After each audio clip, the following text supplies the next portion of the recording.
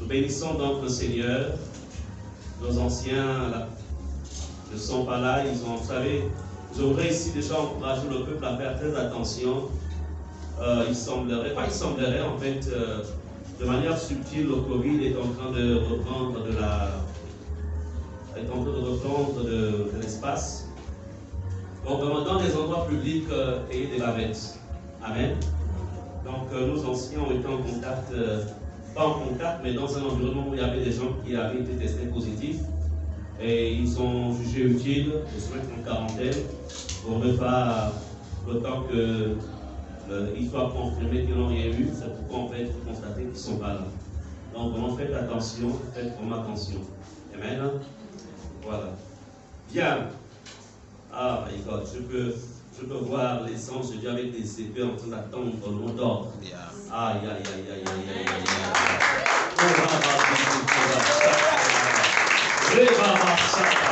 alors, vous savez, nous avons dans le royaume de Dieu, il y a plusieurs catégories d'anges. Il y a des anges cuisiniers. Oui, ce sont eux qui apportaient à Élie à manger. Hein. Les anges préparés là-bas.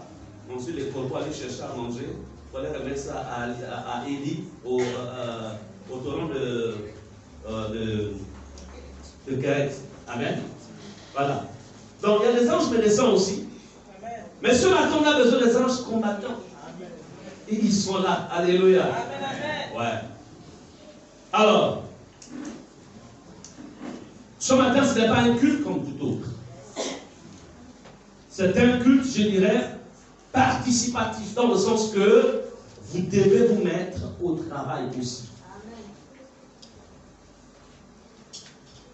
Donc, ce n'est pas, ça va pas être la simple transmission des connaissances, non, mais il va plutôt être question de vous communiquer d'abord des données, et ensuite nous allons appliquer ces données dans le travail tout à l'heure.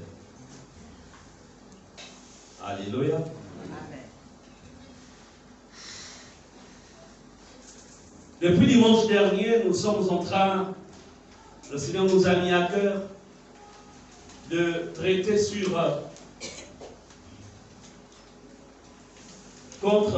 contre tout transfert spirituel. Nous avons vu les pièges des transferts spirituels. Pour ceux qui voudraient avoir notre message ou ce message dans toute son intégralité, vous allez dans notre chaîne YouTube, Rema Ephata, et vous l'aurez à l'intérieur. Vous le trouverez peut-être à l'intérieur. Soit aussi, vous pouvez aller dans notre chaîne Rema Ephata plutôt Facebook, et vous trouverez le message à l'intérieur. Je vais juste faire un rappel par rapport à vendredi et non par rapport à dimanche. Nous avons vu dimanche que pour qu'un transfert spirituel soit activé, pour qu'un transfert se passe, il fallait réunir 3 éléments, ou 3 agents, si tu peux appeler ça comme ça. Il y a, moi j'ai appelé ça la marchandise, c'est-à-dire l'élément convoité. Ça peut être l'intelligence de quelqu'un, ça peut être la santé de quelqu'un, ça peut être la vie de quelqu'un, ça peut être l'étoile de quelqu'un. Alléluia. Ce que j'appelais la marchandise. Attends, tu peux venir encore? Alors, je disais, imaginons que ceci est son étoile, l'étoile du succès dans les affaires. Tous autant que nous sommes, nous naissons, nous venons sur la terre avec des étoiles. C'est pourquoi vous remarquerez dans la Bible, vous remarquerez dans la Bible, Jésus quand il est né, du moins avant qu'il ne naisse, son étoile avait déjà précédé. Personne ici n'est né pour accompagner les autres. Amen. Dieu n'a pas prévu cela. Amen. Même si tu fais cordonnerie, tu commenceras au plus petit niveau de la cordonnerie, mais tu finiras en fait fabricant des chaussures. Amen. Il n'est pas normal que tu commences avec une table, vendant des tomates, vendant des tas de sardines. 5 ans après, c'est toujours la même table. Il y a quelque chose qui ne va pas. Le plan de Dieu, oui, certes, nous commencerons toujours petit, mais on finira grand. Amen. Le plan de Dieu, c'est de finir grand. Amen. Que se passe-t-il ou que s'est-il passé pour que pendant 10 ans, c'est toujours la même table? 3 sachets de foufou, 2 tas de sardines, un tas de tomates, et ça continue comme ça. Un tas de piments. Non. On doit refuser. Pour un commencement, j'accepte. Mais 6 mois plus tard, 1 an plus tard, ça doit se muer en quelque chose de plus grand. Voici le plan de Dieu. Oh, nous ne sommes pas tous appelés à être des agents à la fonction publique. Non, non, non. La fonction publique est une grosse boîte qui appartient à l'État et qui embauche les gens. Donc, tu peux être ton propre patron. Tu peux être ton propre chef d'entreprise. Tu peux. Alléluia. Cessez d'aller mendier devant les portes de la fonction publique. Ils vont te prendre, comment dirais-je, ils vont te prendre partie comment? 6 jours sur 7 aujourd'hui, la meilleure c'est qu'ils vous prennent même le dimanche. On a notre ancien ami qui n'est pas là parce qu'il doit aller surveiller le lac dimanche. Et lorsque tu es ton propre patron, tu travailles de telle heure à telle heure. Et après, le reste du monde suit avec le Seigneur. Amen. Donc, les grandes études que tu vas faire là, ce n'est pas pour espérer revenir être à la fonction publique. C'est pour que tu sois ton propre patron. Rapprochez-vous de nos amis nigérians. Ils vous diront que la fonction publique chez eux, c'est pas aussi, ça n'emploie pas autant de personnes comme ça se passe dans nos pays, souvent francophones. Maintenant, si tu as la fonction publique, fais-toi un programme. Je travaille pendant tel nombre d'années et après, j'ouvre ma propre boîte. Alléluia. Amen. Puisse le Seigneur vous faire comprendre que vous ne serez jamais enrichi par la fonction publique, vous serez enrichi par vos propres affaires que vous aurez ouvertes plutôt. Maintenant, je ne veux pas dire que ceux qui y sont, s'ils n'ont pas d'intelligence financière, je ne veux pas dire que n'acceptez pas, c'est pas ce que je veux dire. Bon, là n'est pas l'objet de mon message. Je ne sais pas pourquoi j'en parle, c'est peut-être pour aider quelqu'un qui dit bah, ah, tu vas encore faire comment? Depuis que je suis rentré, j'ai fait toutes les études, j'ai déposé le dossier là-bas, on me promet, je suis obligé là. Ce n'est pas un problème. Dieu te dit ce matin, tu peux être ton propre patron. Est-ce que tu peux donner une acclamation au Seigneur?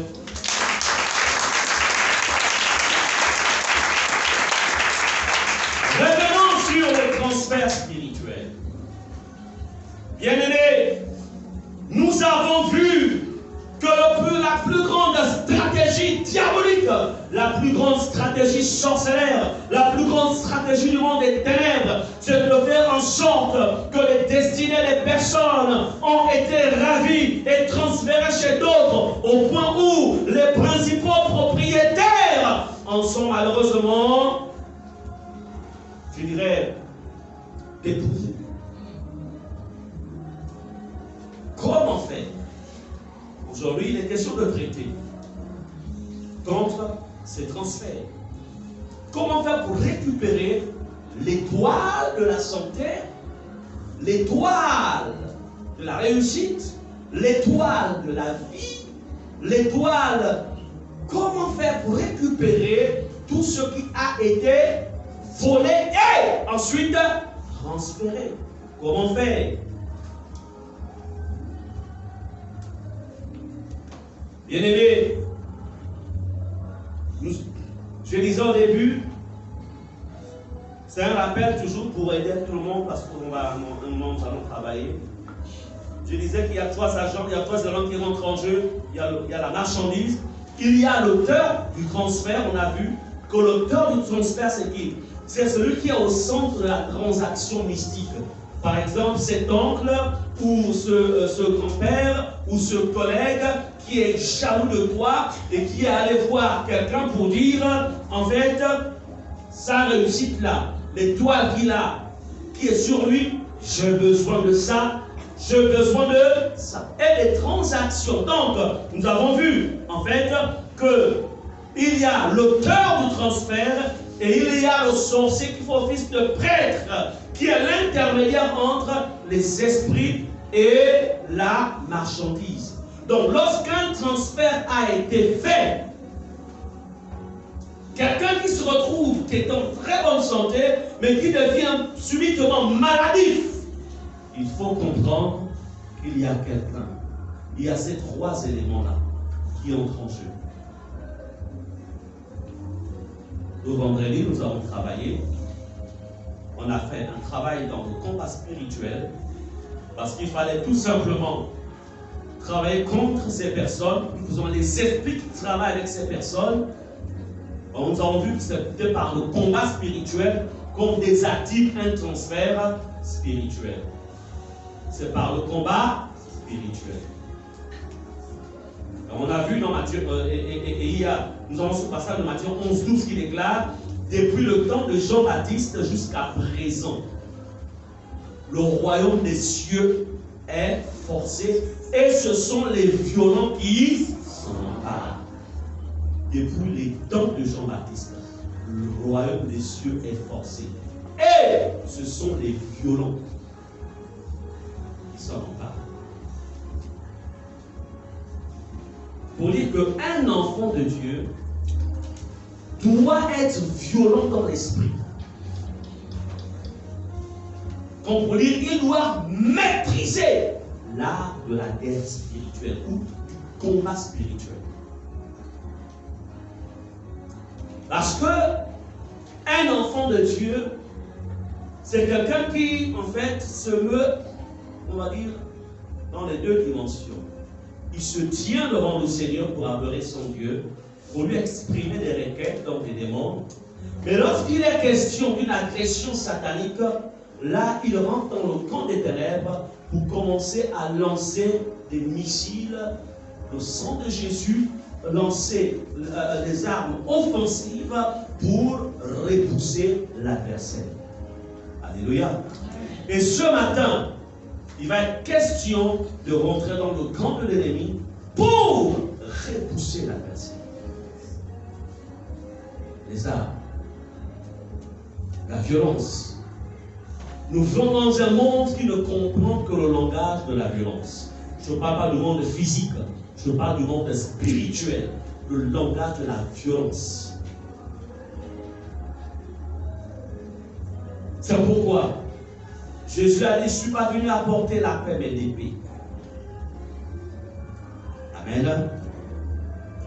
Est-ce qu'on est ensemble? Amen. Nous avons vu qu'il fallait, nous avons vu ça vendredi, qu'il fallait attaquer les agents des ténèbres qui sont reconnus comme des auteurs des transferts. Vous avez besoin à ce niveau de connaître, d'avoir une connaissance. C'est-à-dire, vous ne pouvez pas rentrer ou mener un combat spirituel sans savoir qui est l'auteur de ce qui se fait contre vous. Est-ce que vous comprenez cela? Si la personne s'appelle Baptiste, je prends un nom comme ça, Baptiste, tu dois dire au nom de Jésus, les esprits qui travaillent avec Baptiste et qui m'attaquent, maintenant même, je viens vous chasser. Mais si tu ne sais pas que c'est Baptiste, tu vas dire au nom de Jésus, est-ce que les esprits te chassent? En fait, c'est de manière générale que tu envoies tes armes en fait. C'est pourquoi il faut toujours regarder. Après que Israël eut gagné la victoire de Jéricho, il devait ensuite aller attaquer Haï, une petite ville. Mais malheureusement, dans l'équipe ou parmi les soldats qui étaient avec Josué, il y avait un qui avait touché à l'interdit. C'est-à-dire qu'il avait fait ce que Dieu n'avait pas ordonné. Alors la malédiction s'est répandue sur tout Israël. Et lorsqu'ils vont pour attaquer une petite ville qui n'avait que 3000 personnes, 3000 soldats, en fait, ils vont subir l'échec. Quand Josué va dans la présence de Dieu, Josué, en fait, il cherche pour comprendre comment avons-nous pu être vaincus par une petite armée comme celle-ci. Josué aura quoi? Dieu va dire à Josué, la douleur, le mal, l'échec que vous avez subi provient d'eux. Alléluia. Il va citer le nom. Dieu va en fait donner des orientations afin de trouver la source de la malédiction. Dans le combat spirituel, la connaissance joue un grand rôle. On ne prie pas de manière générale. Il faut connaître. Et si le Seigneur te révèle que c'est X, même si à la veille, il t'a donné 1 million, tu dis, Seigneur, ce X-là, les esprits qui travaillent avec lui, je les lis tous au nom de Jésus. Est-ce que vous comprenez cela? Il est important. Bien sûr, dans le combat spirituel, il faut faire une dissociation entre les êtres humains et les esprits. Est-ce que vous comprenez cela? Je vous ai enseigné en vous disant qu'un sorcier, sans les démons qui sont tout autour, il n'est rien.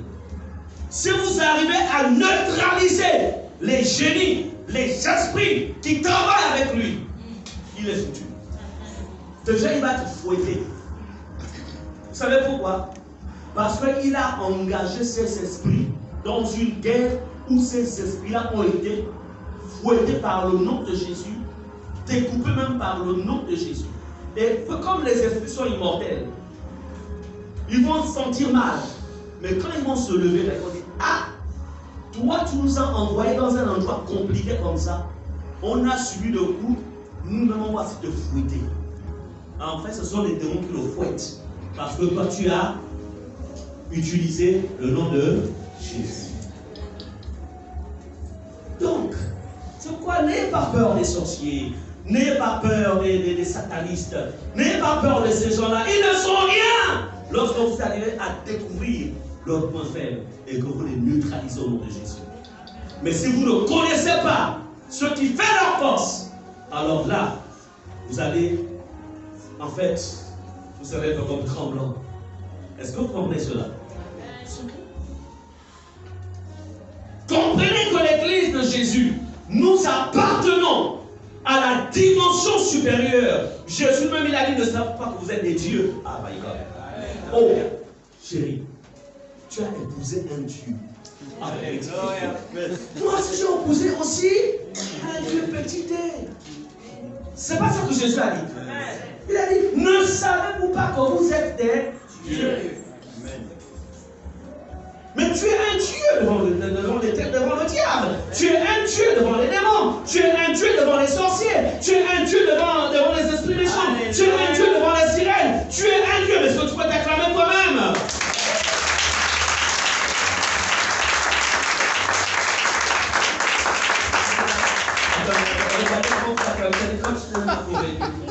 Mais après la conviction. Alléluia. Alléluia. C'est ce que Jésus a dit. Amen. Oui. Attendez. Notre Père, il est qui? Dieu, il m'en montre qui? C'est ça. Vous avez déjà vu une lionne mettre là un mouton? Jamais. Alléluia. C'est ce que nous sommes. En Jésus, nous avons retrouvé notre dimension de divinité. Yes. Est-ce que nous sommes ensemble? Oui, oui. Bon, maintenant, ne venez pas mettre la joue devant moi. Ne venez pas faire Dieu. Alors, pas causer des problèmes. Alléluia. Amen. À lui seul l'adoration. À lui seul la louange. À lui seul la gloire. Alléluia. Mais face aux démons, nous sommes des dieux. Mais entre nous, nous sommes des fils de Dieu. Alléluia. C'est important toujours de veiller là-dessus. Alors, nous avons vu qu'il est important, soyez précis, c'est pourquoi vous devez avoir les yeux ouverts. Un chrétien n'est plus quelqu'un qui vit avec les sentiments, avec les émotions. Émotion, ça meurt. Sentiment, ça meurt. La seule chose qui va prévaloir, c'est la volonté parfaite de Dieu. Amen. Jésus était en réunion avec, il faisait le travail de son père, il présentait donc l'évangile, et puis ensuite, ses parents, sa mère et ses frères, qui ne le comprenaient pas à un moment, ont compris que c'est celui qui a dû faire la boule. Alors, il vient, il dit, il vient frapper à la porte. Jésus, sors ici, on ne te comprend plus. Depuis 3 jours, tu ne manges pas, on ne comprend pas ce qui se passe. Pas la phrase. Et puis les disciples disent, maître, ta mère est dehors avec tes frères. Jésus, qui est ma mère? Qui sont mes frères? Il dit, voici ma mère, voici mes frères. Ce sont ceux qui font la volonté de mon Père. Il a fait prévaloir la volonté de Dieu au-dessus de la volonté familiale. La volonté familiale voulait dire, depuis 3 jours tu ne manges pas, viens manger. Bientôt la nourriture est au congélateur depuis au moins 4 jours. Viens d'abord manger, mon fils. Il a dit, non. La volonté, ce n'est pas d'abord manger, c'est d'abord accomplir l'œuvre de Dieu.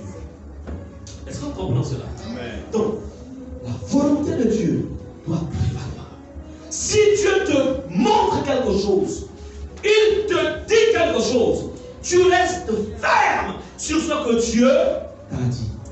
Mais si tu violes ce que Dieu t'a dit, tu deviendras une victime. Oh, ne t'en fais pas. Tu iras tôt au ciel. Oui, tu iras tôt au ciel. Mais tu n'auras pas achevé ton programme.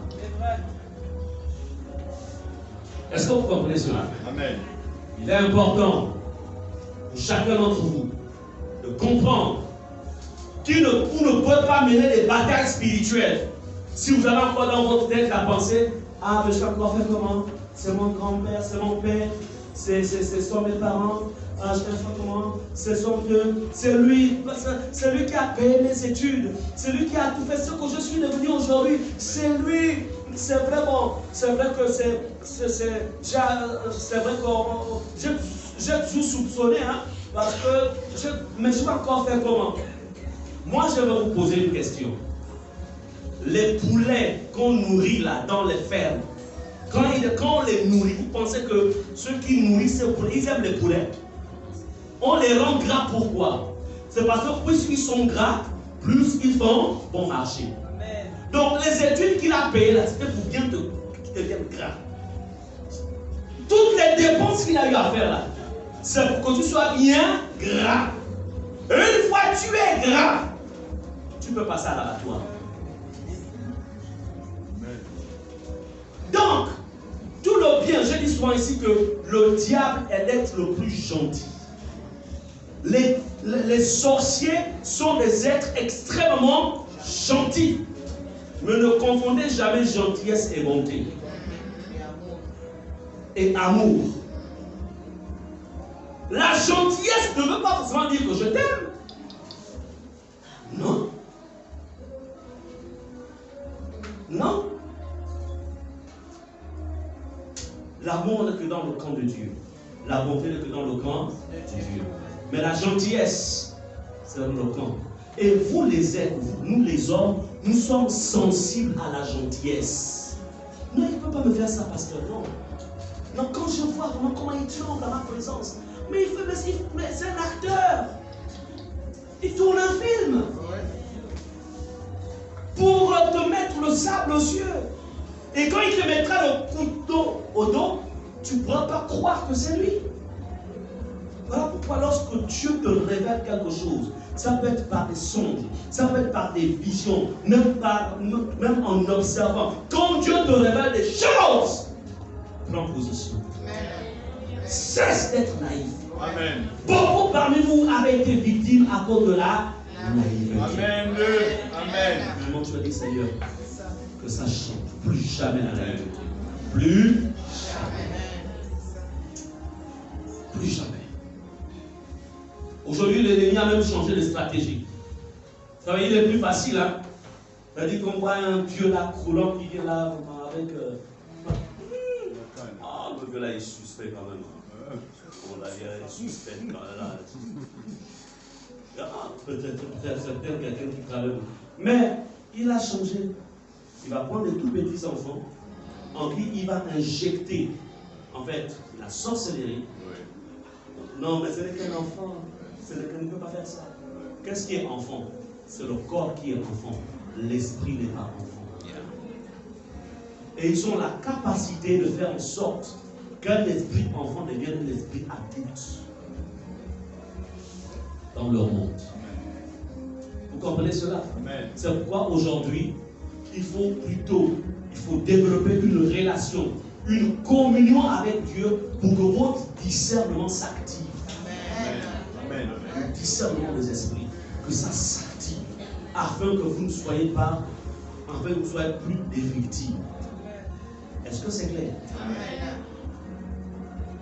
Bien aimé, donc on a vu qu'il fallait attaquer donc les agents, donc les esprits qui travaillent avec ces agents-là. Et nous avons aussi vu que si ces esprits qui travaillent avec eux ont été attaqués, vaincus, ils deviennent impuissants.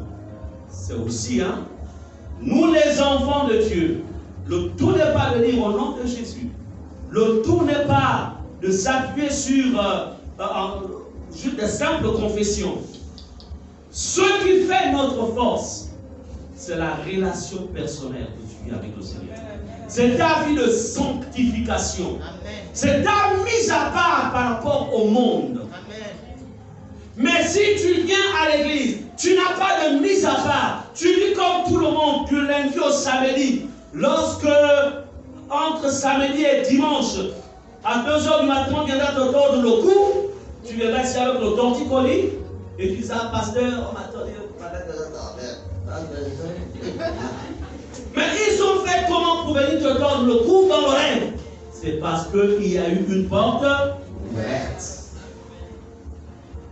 En vérité, un enfant de Dieu qui vit dans la crainte de Dieu, dans la sanctification, qui est couvert du Saint-Esprit, la Bible déclare qu'il dégage le feu, parce que la Bible dit que l'Éternel a fait de nous des flammes de feu. Si vous pouvez mettre votre main, la mettre sur la plaque, la gazinière, la console, si tu peux supporter, ça veut dire que les démons aussi peuvent supporter. Mais qui peut supporter le feu? Personne. Donc, est-ce qu'on est ensemble? Amen. Aujourd'hui, nous allons voir comment récupérer vos bénédictions. Répétez, comment récupérer mes bénédictions. Je l'ai fait tout à l'heure, 15 secondes de ce qui s'est fait vendredi, comme je le disais. Allez-y dans YouTube, allez-y dans Facebook, Rema Ephata. Et d'ailleurs, abonnez-vous. Il y a encore certains ici qui ne sont pas abonnés à la chaîne Rema Ephata. Comment pouvez-vous vous abonner? Ça, c'est une parenthèse. Comment pouvez-vous vous abonner aux chaînes de notre communauté et vous ne vous abonnez pas à la maison qui vous nourrit tous les dimanches? Ça n'a pas de sens. Dimanche prochain, je serai là. Il faut me rappeler. Vous allez me donner tout votre téléphone. Je dois voir abonner, Rema. Si ce n'est pas abonné, j'active sur place. Il y a le wifi, on va activer.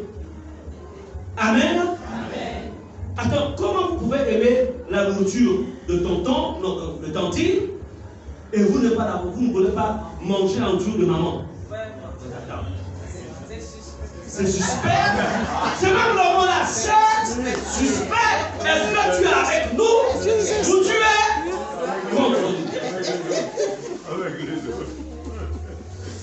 Donc, parce que l'avantage lorsque tu as c'est qu'en fait, lorsque les messages sont envoyés, quand il y a de nouveaux messages, il y a la cloche de notification qui te dit qu'il y a un nouveau message. Mais aussi à la maison, dans tes temps personnels, tu peux prendre le temps, tu écoutes ton message et tu peux refaire un travail d'autre. Même moi-même qui prêche, parce que c'est poussé par le Saint-Esprit que j'annonce, ce n'est pas mon message. Moi-même à la maison, je prends le temps, je l'écoute. Amen. J'écoute ce que le Saint-Esprit a dit au travers de ma bouche. Moi-même. Est-ce que vous comprenez cela? C'est très important. Aucune nourriture ne peut vous faire croître en dehors de la nourriture que vous recevez ici. Le reste, là, ce sont des additifs. Parce que vous appartenez à une communauté, la nourriture dont vous avez besoin pour croître, elle viendra du pasteur Muriel, elle viendra de moi, elle viendra des personnes qui vont mandater pour vous enseigner. Donc vous ne pouvez pas être ici et vous nourrir avec la nourriture des hommes, d'autres hommes de Dieu qui sont à travers le monde et pensez que vous allez grandir. Sinon ce que Dieu vous fera, il va vous donner un billet d'avion et vous irez, c'est en Côte d'Ivoire ou vous irez en France dans leur communauté et aller manger pour grandir. Sinon, c'est impossible. Il faut avoir la vision spirituelle des choses. C'est pourquoi il est important d'être stable. Pour pas